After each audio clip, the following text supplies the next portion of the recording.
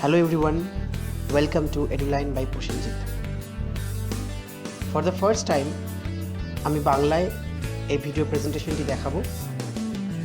তো আশা করি ভিডিওটা সবার কাছে খুব হেল্পফুল হবে। আজকে যে বিষয়টি নিয়ে আমি এখানে ভিডিও প্রেজেন্টেশন করেছি সেটি হলো under essentials of English grammar একটা খুব গুরুত্বপূর্ণ টপিক, দ্যাট ইজ ক্লজ। আমরা জানি clause is an important chapter in English grammar. যখন আমরা ট্রান্সফরমেশন অফ সেন্টেন্সেস শিখি সেক্ষেত্রে কমপ্লেক্স সেন্টেন্স শেখার সময় it's very necessary for us to have a compact knowledge in clause. অর্থাৎ কমপ্লেক্স সেন্টেন্স মানেই কিন্তু অল দ্য থ্রি ক্লজেস। সেক্ষেত্রে ক্লজ সম্পর্কে কিন্তু একটি সুস্পষ্ট ধারণা থাকা আমাদের দরকার। তাই এই ভিডিওতে আমরা জানব ক্লজ কি, ক্লজকে আমরা কীভাবে আইডেন্টিফাই করব এবং the general classifications of clause, অর্থাৎ ক্লজকে আমরা কীভাবে বিভাগ করব, অর্থাৎ ক্লজকে আমরা কীভাবে ডিভাইড করব। So before we start the video, প্রত্যেকবারের মতো একটা রিকোয়েস্ট সকলের কাছে, please subscribe the channel for getting more such relevant and important videos, and also like and share the videos among your friends. তো চলো শুরু করা যাক। শুরুতেই প্রথমে আমাদের জেনে নিতে হবে হোয়াট ইজ ক্লজ, অর্থাৎ ক্লজ বলতে আমরা কি বুঝি। The definition of the very term clause suggests a clause is a group of words which has a subject and a predicate of its own and also contains a verb. অর্থাৎ আমাদের এখানে দুটো জিনিস জানতে হবে। ক্লজ হলো যে কোনো গ্রুপ অফ ওয়ার্ডস। ক্লজ একটি গ্রুপ অফ ওয়ার্ডস যার একটি নির্দিষ্ট সাবজেক্ট এবং প্রেডিকেট আছে এবং তার পাশাপাশি যার মধ্যে একটি ভার্ব থাকবে, একটি ফাইনাইট ভার্ব থাকবে, সেটিকেই আমরা ক্লজ বলবো। So a clause, it has a subject and a predicate and it also has a verb. So this group of words, it will be called a clause. Now let's take two examples here. এখানে যদি আমরা দুটি example নিই সেক্ষেত্রে আমরা কি দেখব। প্রথম example, she comes here every day. In this particular group of words we can see যেখানে সাবজেক্ট হলো she and comes here every day সেটি হলো predicate এবং তার পাশাপাশি সেন্টেন্সটির মধ্যে একটি ভার্ব রয়েছে যেটি হলো comes. সো এখানে এই গ্রুপ অফ ওয়ার্ড যার মধ্যে সাবজেক্ট প্রেডিকেট রয়েছে, একটি ভার্ব রয়েছে, that will definitely be called a clause. So এটি হলো একটি ক্লজ। তৃতীয় এক্সাম্পল এখানে আমাদের আছে Rabi bought a new bicycle. In that group of words we can see Rabi is the subject and bought a new bicycle, that is the predicate. So once again we have a verb here, that is bought. So this group of words, এই শব্দ সমষ্টির মধ্যেও কিন্তু রবি subject, predicate রয়েছে বট এ bicycle এবং একটি verb রয়েছে বট। So সেদিক থেকে এই গ্রুপ অফ ওয়ার্ডস এটিও কিন্তু ক্লজ। তাই clause is a group of words. Clause হলো শব্দগুচ্ছ বা কতগুলি শব্দের সমষ্টি যার একটি নির্দিষ্ট সাবজেক্ট এবং একটি প্রেডিকেট আছে এবং যার মধ্যে একটি ভার্ব রয়েছে। এক্ষেত্রে আমাদের জেনে রাখতে হবে ক্লজ এবং ফ্রেজের মধ্যে কিছু পার্থক্য বা কিছু ডিফারেন্স। ক্লজ এবং ফ্রেজ দুজনের মধ্যে কমন জিনিস কি, both clause and phrase they are groups of words. ক্লজও হলো কতগুলি শব্দের সমষ্টি এবং ফ্রেজও হলো কটি শব্দের সমষ্টি, কিন্তু ক্লজ এবং ফ্রেজের মধ্যে কিছু ডিফারেন্স আছে। সেই ডিফারেন্সগুলো কি সেগুলো আমরা দেখে নেব। শুরুতেই বলবো clause, it contains a subject and a predicate. ক্লজের একটি সাবজেক্ট এবং প্রেডিকেট থাকে।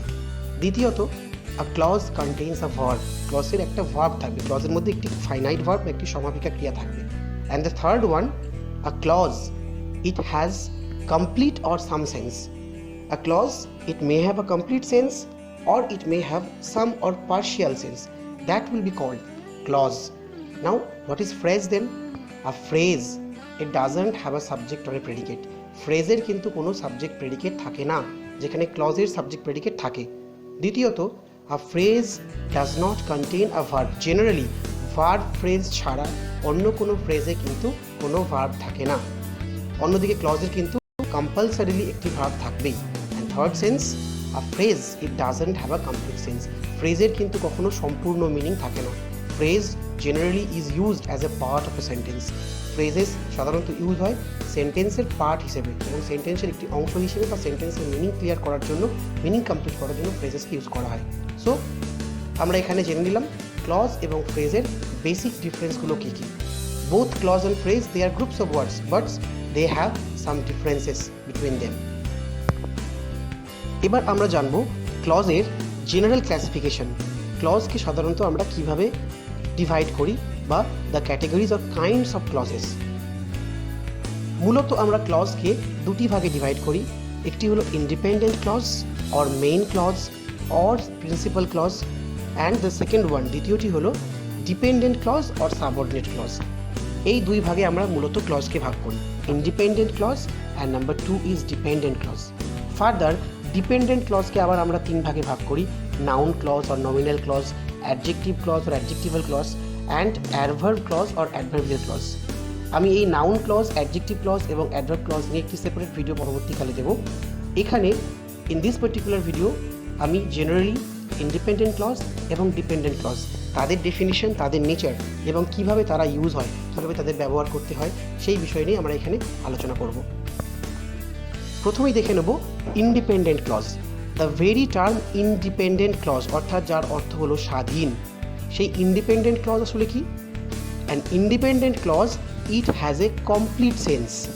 ইন্ডিপেন্ডেন্ট ক্লজের সম্পূর্ণ অর্থ বা সম্পূর্ণ মিনিং রয়েছে, সম্পূর্ণ সেন্স রয়েছে। That is why independent. Second criteria কি? It doesn't depend on any other clause. Independent clause কখনো অন্য কোনো ক্লজের ওপর ডিপেন্ড করে না, because it is independent, it can function independently, it has a complete sense. That is why, যেহেতু নিজের সম্পূর্ণ অর্থ বা সম্পূর্ণ মিনিং আছে, তাই ইন্ডিপেন্ডেন্ট ক্লজ কিন্তু অন্য কোনো ক্লজের ওপর নির্ভরশীল নয়। অ্যান্ড এবং তৃতীয় জিনিস যেটা আমাদের জানতে হবে, it is also known as main clause or principal clause. Independent ক্লজকে আমরা কখনো কখনো মেইন ক্লজ বা প্রিন্সিপাল ক্লজও বলে থাকি। So independent clause, main clause and principal clause, they are the same. Now এবার যদি আমরা তিনটি এক্সাম্পল দিয়ে দেখাই what is independent clause. In the first example we see he bought a new car. He bought a new car, definitely it is a clause, এটি একটি clause. এবং যদি আমরা দেখি এর কিন্তু নির্দিষ্ট একটি অর্থ আছে, একটি কমপ্লিট সেন্স আছে। He bought a new car, it has a complete sense or complete meaning. এটি স্বাধীন অর ইন্ডিপেন্ডেন্ট এবং it doesn't depend on any other clause. নিজের মিনিং কমপ্লিট করার জন্য কিন্তু অন্য কোনো ক্লজের ওপর কিন্তু নির্ভরশীল নয়। So in that case that clause is also called, it is also called a independent clause. It is called independent clause or a main clause or principal clause. Same thing in case of the other two examples as well. যদি আমরা second example দেখি, he sold the products, we sold the products. In that sense also it has a complete sense, it doesn't depend on any other clause, অন্য কোনো ক্লজের উপর কিন্তু নির্ভরশীল নয়, নিজের কমপ্লিট সেন্স রয়েছে। And again for the third example, that is Kiran draws very well. Kiran draws very well, it has also a complete sense, এরও কিন্তু একটা কমপ্লিট বা সম্পূর্ণ অর্থ রয়েছে। So all this three sentences, he bought a new car, we sold all the products and Kiran draws very well, all this three clauses they will be called independent clauses. এবার আমরা দেখে নেব ডিপেন্ডেন্ট ক্লজ কি। Dependent clause, once again the very term dependent শব্দটা শুনলেই আমরা বুঝতে পারি নির্ভরশীল, অর্থাৎ এই জাতীয় ক্লজ সে কিন্তু নিজের অর্থ নিজে সম্পূর্ণ করতে পারে না। নিজের অর্থ সম্পূর্ণ করার জন্য এই ক্লজকে মেইন ক্লজ অথবা ইন্ডিপেন্ডেন্ট ক্লজের উপর কিন্তু ডিপেন্ড করে থাকতে হয়। তাহলে what is dependent clause? Dependent clause, it doesn't have a complete sense. Dependent ক্লজের কোনো কমপ্লিট সেন্স বা সম্পূর্ণ অর্থ থাকে না। দ্বিতীয়ত, it depends on the main clause to clarify its meaning. Dependent ক্লজকে নির্ভর করতে হয় ইন্ডিপেন্ডেন্ট ক্লজের ওপর নিজের অর্থ সম্পূর্ণ করার জন্য। And the third thing, dependent ক্লজের আরও একটি নাম আছে যেটি হলো subordinate clause. So dependent clause is also known as subordinate clause. And যদি আমরা এখানে এক্সাম্পল নিয়ে দেখার চেষ্টা করি ডিপেন্ডেন্ট ক্লজ, এখানে আমরা কিছু গ্রুপস অফ ওয়ার্ডস নিয়েছি। First one, that he is honest.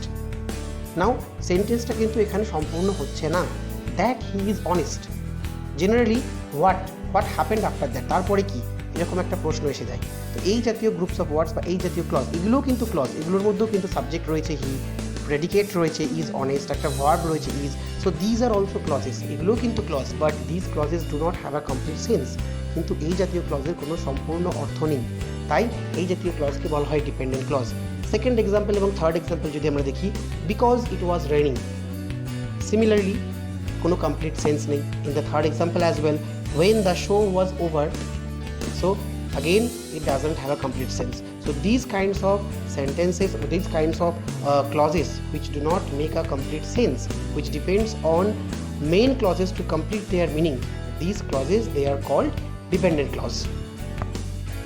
নাও এবার আমরা ইন্ডিপেন্ডেন্ট ক্লজ এবং ডিপেন্ডেন্ট ক্লজকে পাশাপাশি দেখে নেব এবং বোঝার চেষ্টা করব কিভাবে ইন্ডিপেন্ডেন্ট ক্লজ এবং ডিপেন্ডেন্ট ক্লজ একই সাথে ব্যবহার হয় এবং কিভাবে আমরা ইন্ডিপেন্ডেন্ট ক্লজ এবং ডিপেন্ডেন্ট ক্লজকে আইডেন্টিফাই করব কোনটি ইন্ডিপেন্ডেন্ট ক্লজ এবং কোনটি ডিপেন্ডেন্ট ক্লজ, অথবা কোনটি মেইন ক্লজ এবং কোনটি সাবঅর্ডিনেট ক্লজ। সবার প্রথমে আমি একটা খুব সুন্দর উদাহরণ দিয়ে বোঝাই।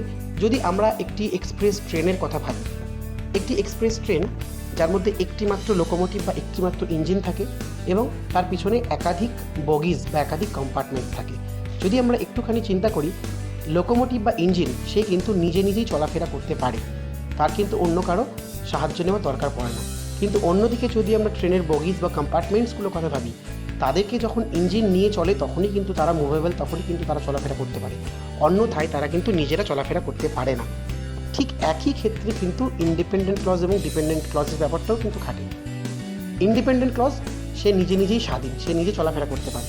That is why the independent clause is like the engine or locomotive of a train. Independent clause হলো একটি ট্রেনের ইঞ্জিন বা লোকোমোটিভের মতো। অন্যদিকে ডিপেন্ডেন্ট ক্লজ যে নিজে চলাফেরা করতে পারে না। ডিপেন্ডেন্ট ক্লজ হলো ট্রেনের সেই সমস্ত বগিজ বা কম্পার্টমেন্টসের মতো যাদের নিজেদের চলার কোনো শক্তি নেই, বা যারা একমাত্র যখন ইঞ্জিনের সঙ্গে থাকে তখনই তারা চলাফেরা করতে পারে। তাই এখানে একটি ট্রেন বা একটি ক্লজের ক্ষেত্রেও কিন্তু একই ব্যাপার। একটি মেইন ক্লজ বা একটি ইন্ডিপেন্ডেন্ট ক্লজ সে কিন্তু ডিপেন্ডেন্ট ক্লজকে সঙ্গে নিয়ে বসে বলেই ডিপেন্ডেন্ট ক্লজের মিনিং কিন্তু ক্ল্যারিফাইড হয়। সো লেটস সি, এবার দেখে নেওয়া যাক কীভাবে আমরা একসাথে ইন্ডিপেন্ডেন্ট ক্লজ এবং ডিপেন্ডেন্ট ক্লজকে ব্যবহার করি। ফার্স্ট এক্সাম্পল যদি আমরা দেখি, ইট is known to all that he is a good bowler. এখানে এই সেন্টেন্সটি যদি দেখি, ইট is known to all that he is a good bowler. It is known to all, এটির এই সেন্টেন্সের এই অংশটির কিন্তু সম্পূর্ণ অর্থ আছে। It is known to all, এ কিন্তু নিজে নিজে স্বাধীন, তাই it is known to all এটি কিন্তু মেন ক্লজ বা ইন্ডিপেন্ডেন্ট ক্লজ। কিন্তু অপর প্রান্তটি বা আদার পার্টটিকে যদি দেখি আমরা, that he is a good bowler, that he is a good bowler এর কিন্তু কোনো কমপ্লিট সেন্স বা সম্পূর্ণ অর্থ নেই। এটি সেক্ষেত্রে ডিপেন্ডেন্ট ক্লজ, অর্থাৎ এই ডিপেন্ডেন্ট ক্লজের মিনিং তখনই সম্পূর্ণ হয় যখন সেটি it is known to all এই ইন্ডিপেন্ডেন্ট ক্লজটির সঙ্গে বসে। So independent clause helps the dependent clause to make the sense clear. যে ইন্ডিপেন্ডেন্ট ক্লজ ডিপেন্ডেন্ট ক্লজকে সাহায্য করে অর্থ সম্পূর্ণ করতে। দ্বিতীয় এক্সাম্পল যদি আমরা দেখে নিই, এক্ষেত্রে although he is poor he is contented. এখানেও তাই অলদো হি ইজ পোর, যদি এটুকু বলি অলদো হি ইজ পোর, যদিও সে পোর, এর কিন্তু সম্পূর্ণ কোনো অর্থ নেই। But he is contented, he is contented এর কিন্তু সম্পূর্ণ অর্থ আছে। তাই অলদো হি ইজ পোর এটি ডিপেন্ডেন্ট ক্লজ এবং হি ইজ কন্টেন্টেড এটি ইন্ডিপেন্ডেন্ট ক্লজ। থার্ড এক্সাম্পল আমরা এখানে নিয়েছি যেটি যে I saw a girl who was holding a bouquet of flowers. I saw a girl, it has a complete sense, এর কিন্তু সম্পূর্ণ অর্থ রয়েছে। তাই I saw a girl এটি হলো ইন্ডিপেন্ডেন্ট ক্লজ। অপর প্রান্তে অন্য পার্টটি যদি আমরা দেখি, who was holding a bouquet of flower, এই অংশটি এই পার্টটি কিন্তু সম্পূর্ণ কোনো অর্থ নেই এবং এই অংশটির অর্থ সম্পূর্ণ করার জন্যই কিন্তু সে ইন্ডিপেন্ডেন্ট ক্লজের সঙ্গে বসেছে। So here the independent clause once again helps the dependent clause to clarify its meaning. তাই আই স এ গার্ল এটি ইন্ডিপেন্ডেন্ট ক্লজ এবং হু ওয়াজ হোল্ডিং আ বুকে অফ ফ্লাওয়ার্স এটি হলো ডিপেন্ডেন্ট ক্লজ। আশা রাখি প্রেজেন্টেশনটির মধ্য দিয়ে ইন্ডিপেন্ডেন্ট ক্লজ এবং ডিপেন্ডেন্ট ক্লজের আইডেন্টিফিকেশন সবার ভালো লেগেছে এবং সবার কাছে বোধগম্য হয়েছে। সো শেষ করার আগে প্রত্যেকের কাছে আরও একবার সেই একই অনুরোধ, চ্যানেলটি